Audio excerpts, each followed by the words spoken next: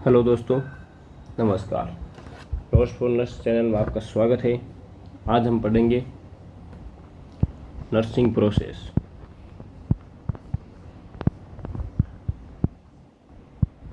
Nursing process nursing process से भी question आते रहते हैं बहुत सारे।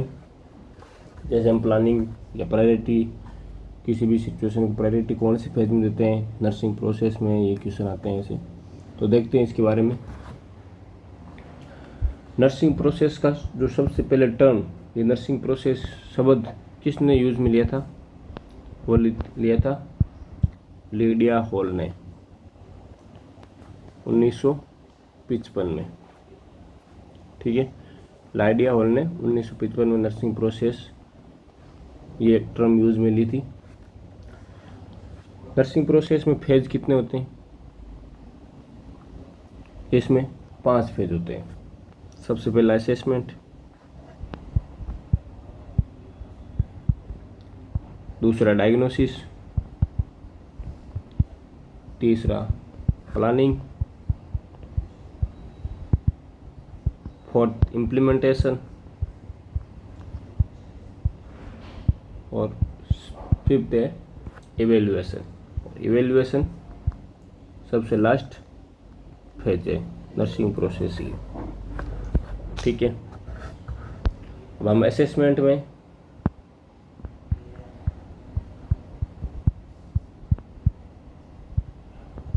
क्या होता है वो देखते हैं। Assessment, it is the first and most important phase.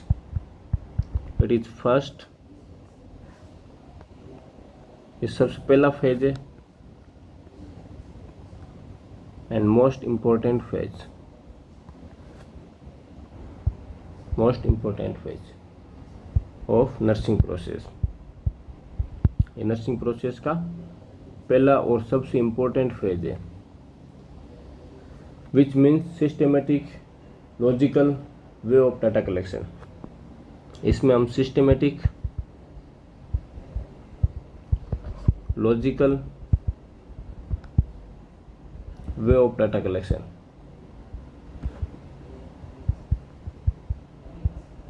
इसमें हम सिस्टमेटिक और लॉजिकल वे से डाटा कलेक्ट करते हैं। किस लिए? To identify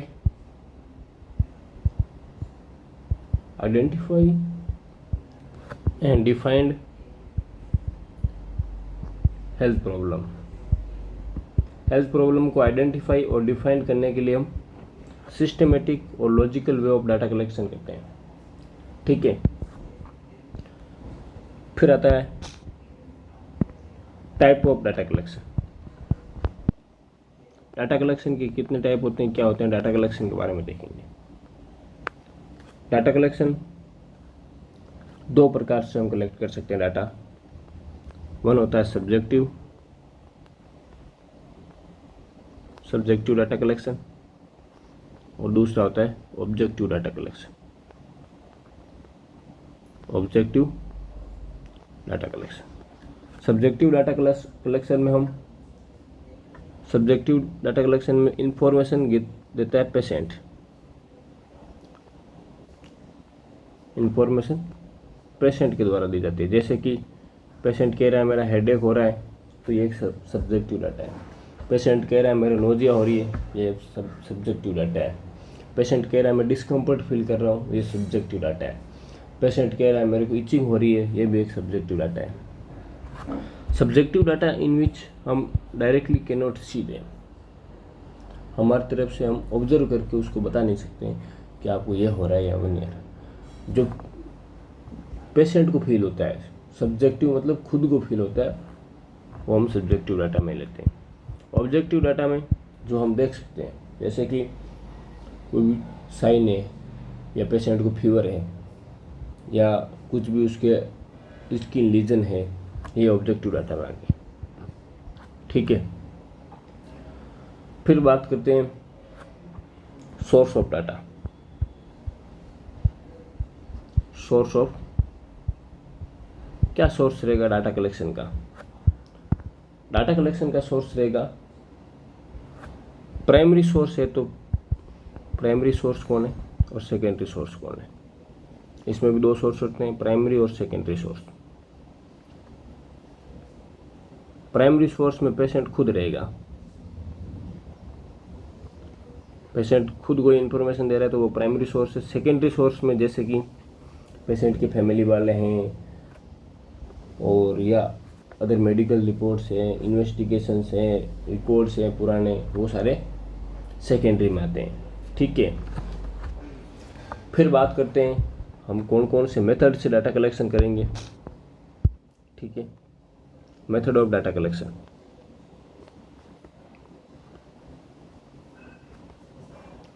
method of data collection, method of data collection में फर्स्ट है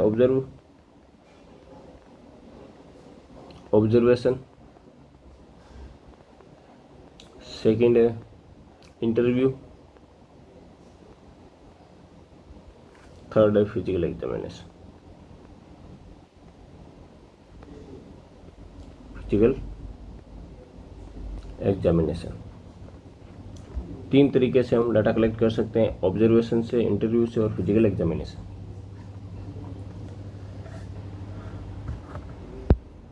फिर activity of nursing process. Nursing process में एक्टिविटी क्या रहती है, तो एक्टिविटी रहती है हम सबसे पहले डाटा कलेक्ट करते हैं, activity of nursing process, activity of nursing process. तो इसमें हम सबसे पहले करते हैं डाटा कलेक्शन। डाटा कलेक्शन करने के बाद में फिर हम डाटा को करते हैं ऑर्गेनाइजेशन ऑफ डाटा,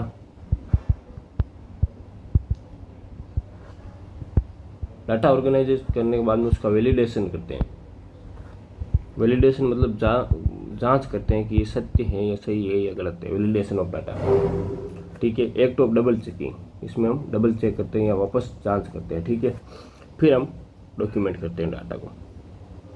ये एक्टिविटी हो गई डॉक्यूमेंटेशन ऑफ डाटा। ठीक है, फिर इसमें दूसरा फेज आता है डायग्नोसिस। अब हम डायग्नोसिस कैसे बनाते हैं वो देखते हैं।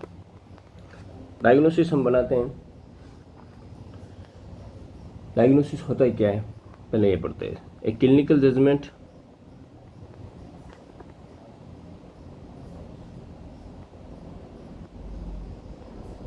Clinical judgement of individual, of an individual और community,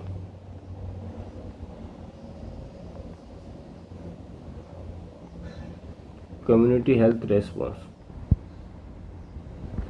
to actual or potential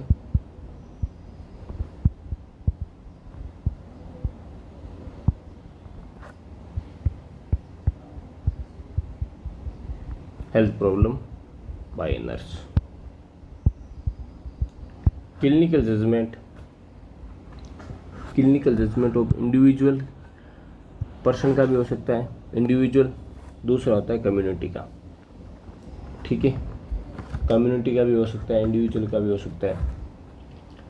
to actual और पोटेंशियल हेल्थ प्रॉब्लम, कोई भी जो एक्चुअल अभी चल रही है प्रॉब्लम और या पोटेंशियल जो आ सकती है प्रॉब्लम, उसको जजमेंट, क्लिनिकल जजमेंट हम उसको डायग्नोसिस बोलते हैं।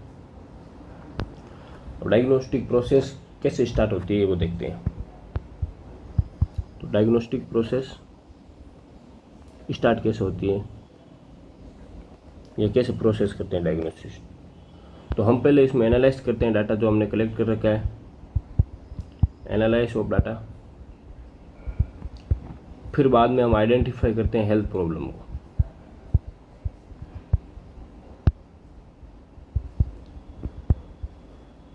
हेल्थ प्रॉब्लम को आइडेंटिफाई करते हैं, फिर हम एक फॉर्मूलेट करते हैं नर्सिंग डायग्नोसिस। फिर हम नर्सिंग डायग्नोसिस को फॉर्मूलेट करते हैं, नर्सिंग डायग्नोसिस स्टेटमेंट। इसमें क्या होता है, नर्सिंग डायग्नोसिस स्टेटमेंट दो फॉर्मेट में होते हैं, एक तो प्रॉब्लम और इटियोलॉजिकल फॉर्मेट, और एक होता है problem aetiological and sign and symptom format. दो स्टेटमेंट हो गए। जैसे कि मैं बताता हूँ, एक एग्जांपल लेता हूँ। Anxiety related to social isolation,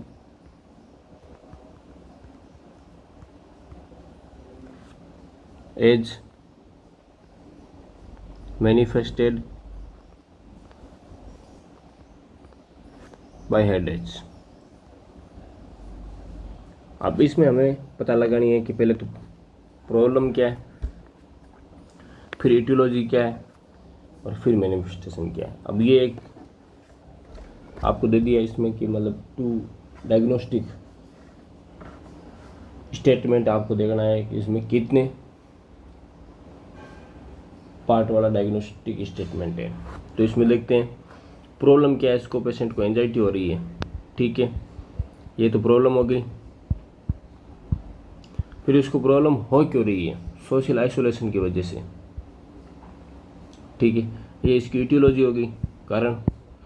और ये मैनिफेस्टेशन किसके थ्रू हम देख रहे हैं, साइन, तो वो हेडेक के द्वारा हम देख रहे हैं कि वो पेशेंट हेडेक की कंप्लेन कर रहे हैं। तो ये 3 पार्ट ऑफ स्टेटमेंट हो गया, ठीक है। और इसमें एक होता है क्वालिफायर्स। क्वालिफायर्स मीन्स सिंपली वो शब्द रहते हैं, वर्ड्स, जिसमें हम इनिशियली यूज इन डायग्नोसिस, जैसे कि अल्टर्ड सेंसोरियम है, इम्पेयर्ड या डेफिशिएंट, ये सारे क्वालिफायर्स हैं।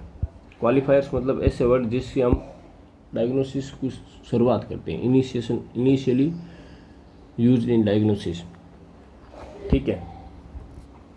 फिर बात करते हैं तीसरे फेज की, प्लानिंग की। प्लानिंग भी इम्पोर्टेंट फेज इसमें, और बहुत सारे क्वेश्चन आ रखे हैं प्लानिंग में, ठीक है। प्लानिंग में हम एक्टिविटी क्या करते हैं, प्लानिंग में हम एक्टिविटी करते हैं इसमें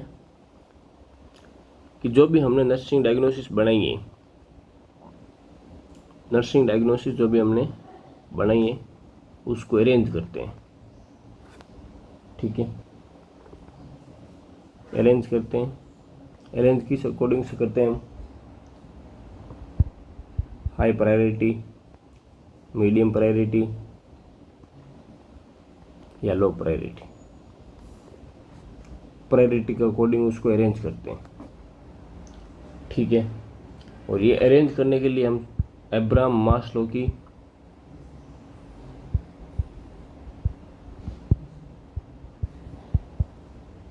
मास्लोज की हायरार्की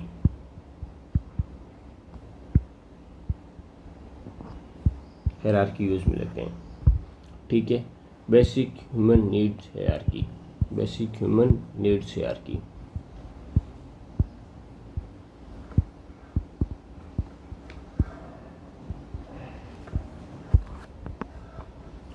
ठीक है। फिर बात करते हैं हम, इसके बाद में करते हैं स्टेबलाइज क्लाइंट गोल। क्लाइंट गोल को भी स्टेबलाइज करते हैं, और डेराइव्ड आउटकम्स, जो आउटकम्स हैं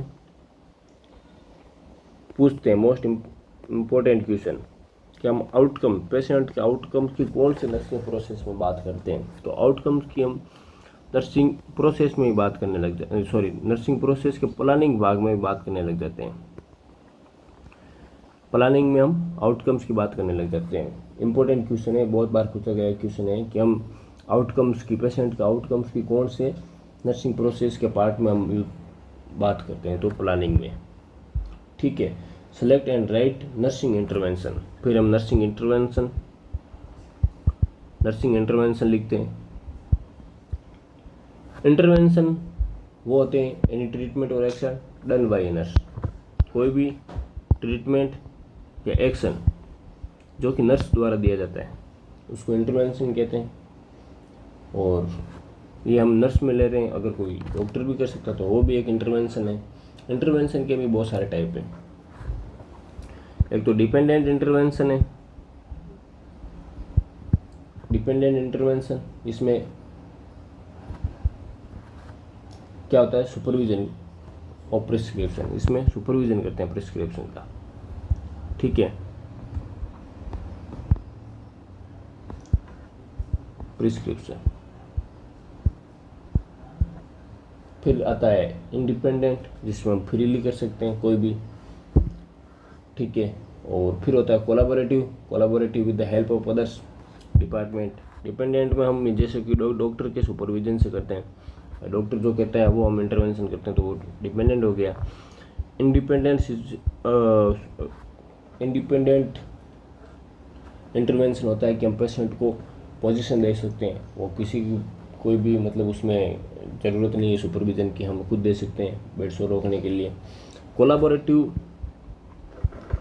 कोलाबोरेटिव में हम कोलाबोरेट कर सकते हैं किसी के साथ मिलकर, इस दूसरे डिपार्टमेंट के साथ हम मिलकर कोई भी इंटरवेंशन दे रहे हैं, तो कोलाबोरेटिव हो गया। ये सारे नर्सिंग इंटरवेंशन हो गए। फिर बात करते हैं हम इम्प्लीमेंटेशन की।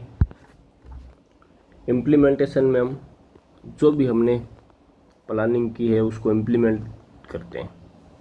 इम्प्लीमेंट मतलब डिलीवर करते हैं, और इसको और भी कहते हैं एक्शन प्लान, एक्शन फेज के नाम से भी जानते हैं, जिसमें हम एक्चुअल एक्शन करते हैं। उन बाकी में सब प्लानिंग करते हैं, एसेस करते हैं, फिर डायग्नोसिस बनाते हैं, फिर प्रायोरिटी देते हैं। इसमें हम वो एक्शन करते हैं, जो भी हमें ट्रीटमेंट देना रहता है, जो भी हमें कार्य करना रहता है, वो इम्प्लीमेंटेशन फेज में करते हैं। इसमें हम सबसे पहले वापस रीअसेसमेंट करेंगे पेशेंट का, रीअसेसमेंट ऑफ पेशेंट, वापस रीअरेंज करेंगे डायग्नोसिस को, रीअरेंजमेंट ऑफ डायग्नोसिस।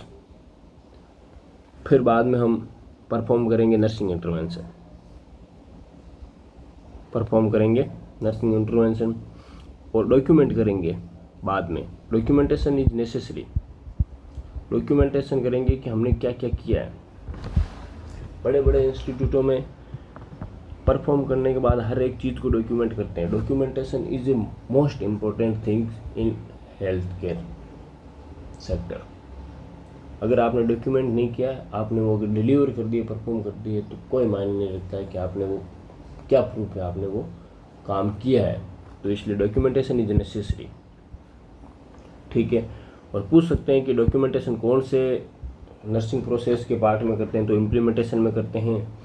जो भी हम दे रखें, मतलब जो भी हमने ट्रीटमेंट या नर्सिंग इंटरवेंशन दिया है उसका डॉक्यूमेंटेशन कर सकते हैं, ठीक है। और ये भी पूछ सकते हैं कि वापस रीअसेसमेंट ऑफ पेशेंट या रीअरेंजमेंट ऑफ डायग्नोसिस कौन से पार्ट में करते हैं, तो हम इम्प्लीमेंटेशन पार्ट में करते हैं, तो ये ध्यान रखना, ठीक है। फिर बात करते हैं इवेल्युएशन की। इवेल्युएशन ये सबसे लास्ट में 5वां पार्ट है नर्सिंग असेसमेंट का। इवेल्युएशन में क्या इवेल्युएट करते हैं हम? इवेल्युएट करते हैं the end phase in which health person determine the client's progress towards achievement of goal and effectiveness of care provided to patient. It includes data collection regarding client outcomes, compare data with client outcomes, draw conclusion about client problem status, and continue modifying and revise or end of nursing. Simply evaluation में evaluate करते हैं कि patient की जो हमने गोल बनाया था, client गोल बनाया था, वो अचीव हुआ या नहीं हुआ, ठीक है। फिर हम कंपेयर करते हैं जो डाटा और क्लाइंट का क्या आउटकम रहा है, जो हमने पढ़ा है उसको, और क्लाइंट में क्या क्या हमें देखने को मिला है उसको इवेल्युएट करते हैं। फिर हम एक कंक्लूजन करते हैं, कंक्लूजन बनाते हैं, और फिर बाद में उसको अगर मॉडिफाई करते हैं, ठीक है। ये हो गया इवेल्युएशन, और नर्सिंग प्रोसेस भी ख़त्म हो गया है। और इम्पोर्टेंट है नर्सिंग प्रोसेस, इसमें बहुत सारे पार्ट में से क्वेश्चन पूछ रखे हैं कि हम रीअरेंजमेंट ऑफ डायग्नोसिस कौन से पार्ट में करते हैं, पेशेंट के आउटकम्स कौन से पार्ट में देखते हैं, ये सारे इम्पोर्टेंट हैं। तो प्लीज़ चैनल को लाइक करें, शेयर करें और सब्सक्राइब ज़रूर करें। हम ऐसे ही वीडियो बनाते रहते हैं, और हमारी जो नर्सिंग फंडामेंटल की जो सीरीज चल रही है उसमें हम nursing fundamental A to Z पूरा पढ़ाएंगे, एक भी टॉपिक नहीं छोड़ेंगे आपके, और ये फ्री ऑफ कॉस्ट है।